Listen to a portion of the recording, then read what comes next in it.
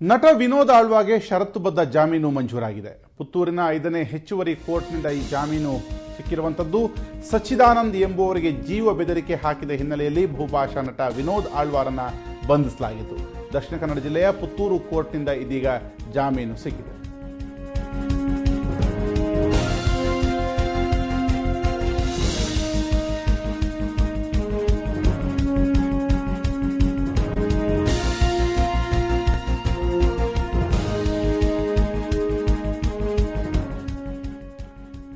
ಬಹುಭಾಷಾ ನಟ ವಿನೋದ್ ಆಳ್ವಾಗೆ ಜಾಮೀನು ನೀಡಿದೆ. ಸಚ್ಚಿದಾನಂದ ಎಂಬುವರಿಗೆ ಜೀವ ಬೆದರಿಕೆ ಹಾಕಿದಂಥ ಆರೋಪದ ಮೇಲೆ ಅವರನ್ನು ಬಂಧಿಸಲಾಗಿತ್ತು. ಕಳೆದ ಕೆಲವು ದಿವಸಗಳಿಂದಲೂ ಕೂಡ ಅವರು ಕಾನೂನಿನ ಕಸ್ಟಡಿಯಲ್ಲಿ ಇದ್ದರು ಅನ್ನುವಂಥದ್ದು. ಈಗ ಪುತ್ತೂರಿನ 5ನೇ JMFC ನ್ಯಾಯಾಲಯ ಷರತ್ತುಬದ್ಧ ಜಾಮೀನನ್ನು ಮಂಜೂರು ಮಾಡಿದೆ.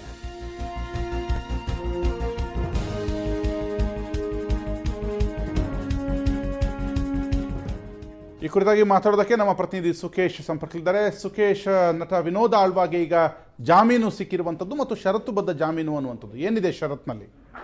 ಕಳೆದ ನವೆಂಬರ್ 16ರಂದು ಅವರನ್ನು ಬಂಧನಕ್ಕೊಳಪಡಿಸಲಾಗಿತ್ತು. ಆ ನಂತರ ಅವರು ಸುಮಾರು 14-15 ದಿನಗಳ ಜೈಲುವಾಸ ನಂತರ ಇವತ್ತು ಅವರಿಗೆ ಜಾಮೀನು ಸಿಕ್ಕಿದೆ.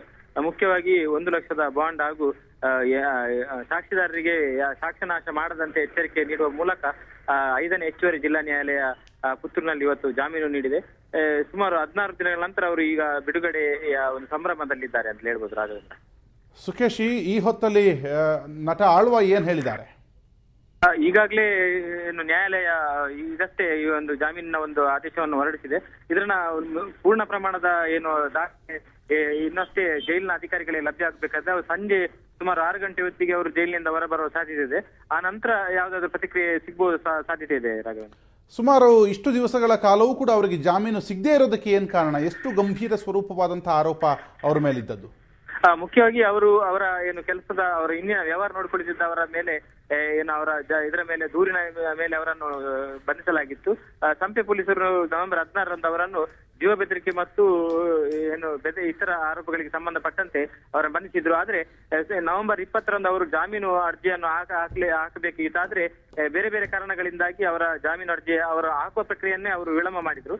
ಆದ್ರೆ ಇವತ್ತು ಏನು ಜಾಮೀನು ಅರ್ಜಿಯ ವಿಚಾರಣೆ ನಡೆಸಿದಂತ 5ನೇ ಮತ್ತೆ ಹೆಚ್ಚುವರಿ ನ್ಯಾಯಾಲಯ ಷರತ್ತುಬದ್ಧ ಇದು ಜಾಮೀನು ನೀಡಿದೆ. ರಾಘವೇಂದ್ರ, ಥ್ಯಾಂಕ್ ಯು ಸುಖೇಶ್, ನಿಮ್ಮೆಲ್ಲ ಮಾಹಿತಿಗೆ.